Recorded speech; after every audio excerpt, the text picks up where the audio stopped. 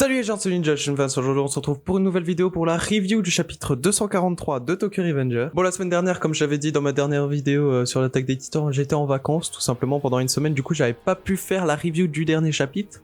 Un chapitre où ça bougeait enfin, j'avais envie de dire, et où on avait, on va dire, la confirmation du nom du gang de Takemichi, qui sera le Tokyo Manjikai mais de la deuxième génération, avec comme espèce, putain, j'arrive même plus à parler. Blablabla. Il aura comme slogan, tout simplement, ce sera notre dernière revanche, Tokyo Revenger. Du coup, le nom du manga prend enfin son sens, mais c'est incroyable. Mais bref, voilà, on va du coup analyser le chapitre 243. C'est parti.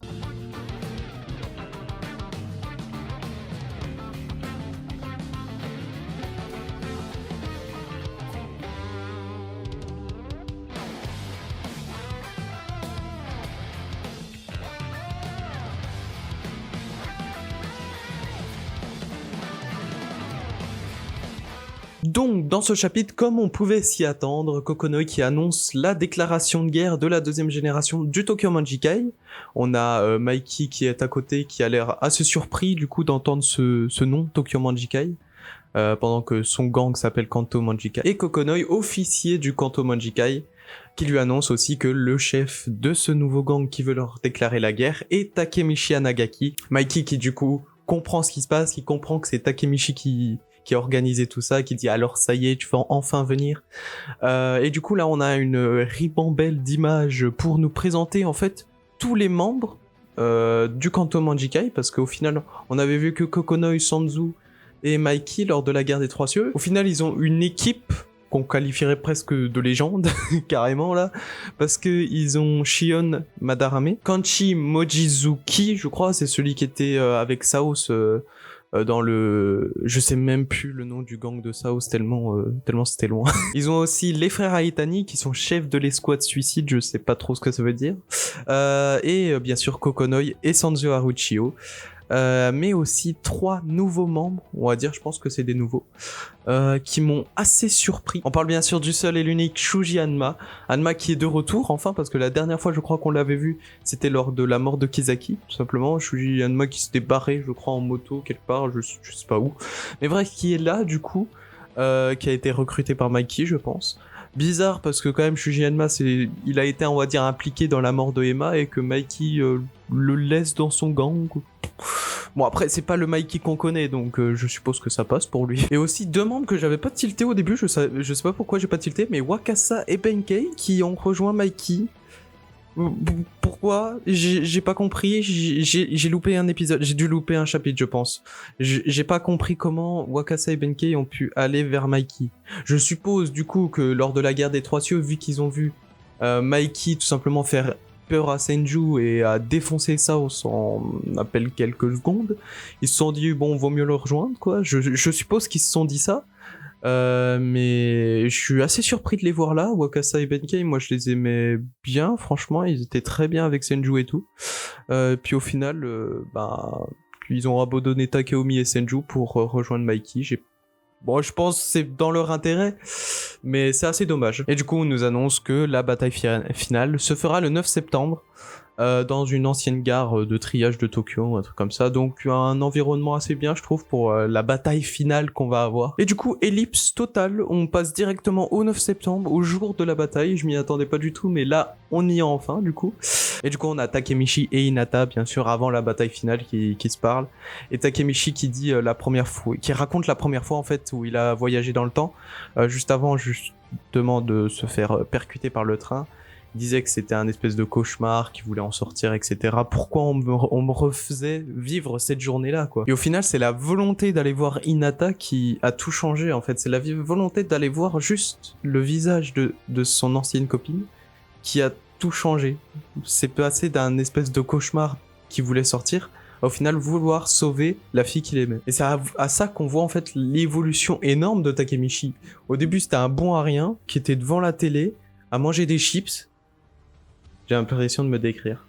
C'est bizarre. Et maintenant, c'est devenu quelqu'un d'important qui a des espoirs, enfin, qui a l'espoir des gens qui sont sur ses épaules, qui a des amis, qui a un but aussi, qui a un objectif dans sa vie, c'est-à-dire sauver Hinata. Voilà, une évolution, je trouve, assez je sais pas comment on dit ça, importante, je pense, du personnage, et qui fait plaisir à voir, tout simplement. Et bien sûr, Hinata qui voit des choses que nous, on ne peut pas voir, bien sûr, c'est le sixième sens des petites copines, ça. C'est du coup Hinata qui lui dit, tu me dis pas quelque chose, là. Il y a un truc qui manque. Allez, dis-le, sinon ça sortira pas et ça te laissera dans le ventre, en gros. Et du coup, Takemichi qui dit, j'ai peur, et on le comprend totalement, parce que, franchement, vu ce qui s'est passé à la bataille des Trois Cieux, et vu les membres de l'équipe du Kanto Manjikai, là, bah, il a raison d'avoir peur. Même moi, j'aurais peur, je pense. J'ai pas trop envie d'aller me frotter à ça. Et on a une scène que je trouve magnifique, et que j'espère quand ça sera animé sera aussi magnifique. C'est Takemichi qui se met sur le toit où il y a eu le feu d'artifice, je crois, et qui crie tout simplement à plein poumon, j'ai peur. J'ai pas envie de mourir. Je trouve ça bien d'avoir mis ce moment-là ici. Oula, j'ai des petits sauts de lumière. Je trouve ça bien d'avoir mis ce moment-là ici, parce que grâce à ça, en fait, on voit que Takemichi, c'est un héros shonen, bien sûr, qui va du coup combattre pour avoir son objectif, etc. Mais qui est tout simplement normal. C'est un gamin, c'est un adolescent, là, actuellement, même si, bon, dans la réalité, il a 27 ans. C'est un ado au lycée qui juste va affronter tout simplement Mikey, quoi. C'est pas rien, on va dire.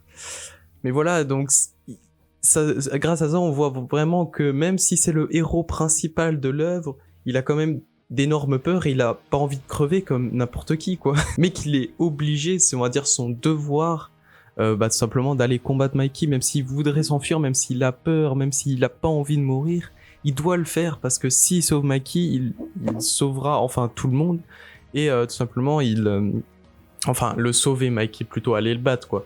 Mais il sauvera tout le monde et il pourra enfin vivre sa vie après. Avec Hinata, bien sûr, qui est aussi la meilleure petite copine. Vraiment, elle comprend Takemichi.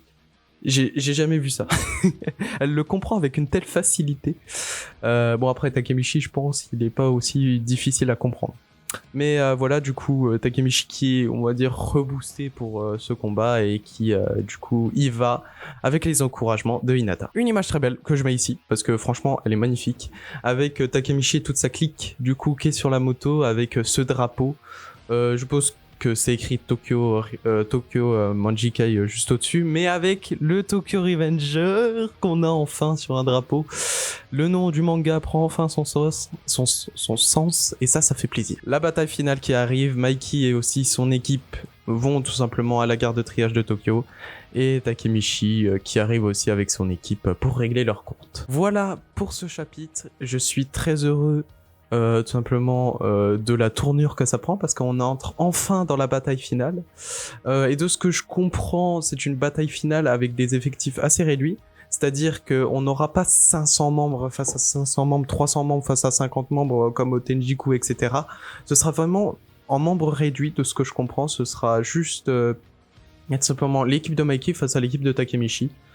Bon, pour être totalement franc et totalement impartial, je ne vois pas comment Takemichi peut gagner ce fight. Véritablement.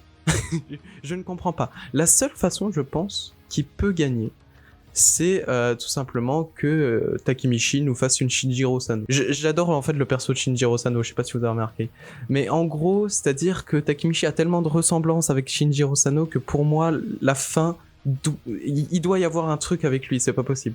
Du coup, le fait que Takemichi arrive avec une équipe affaiblie, mais aussi avec tout simplement la connaissance de ce qu'il est en face, parce que tout simplement tous les membres de l'équipe de Mikey, il les connaît, on va dire. Il les a déjà vus, il les a déjà côtoyés.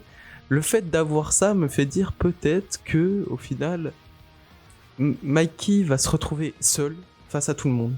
Mikey va peut-être se retrouver seul face à tout le monde. Je parle pas d'un pouvoir de l'amitié, d'un talk no jutsu, etc.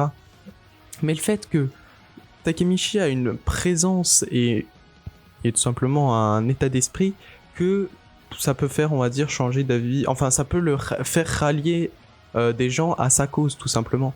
Un peu comme Shinjiro l'a fait avec Wakasa Benkei, avec un peu tout le monde, quoi, c'est-à-dire. Dites-moi votre avis en commentaire, moi je vous laisse là-dessus, du coup, c'était super de faire cette review.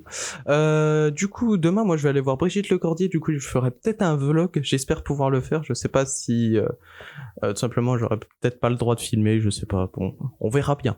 Mais voilà, du coup, il y a une vidéo sur Draken qui est en préparation, une petite vidéo sur l'histoire de Draken, mais aussi sur la temporalité de Tokyo Revenger, parce que ça doit être expliqué, parce qu'il y a des trucs qui ne sont pas, on va dire, qui sont pas extrêmement clairs. Du coup, je vais tout expliquer dans cette vidéo. J'espère les sortir bientôt, parce que je suis motivé là vraiment à faire des vidéos sur Tokyo Revenger. Et puis voilà, moi je vous laisse là-dessus, je vous dis bah du coup à la prochaine pour de nouvelles vidéos. Ciao!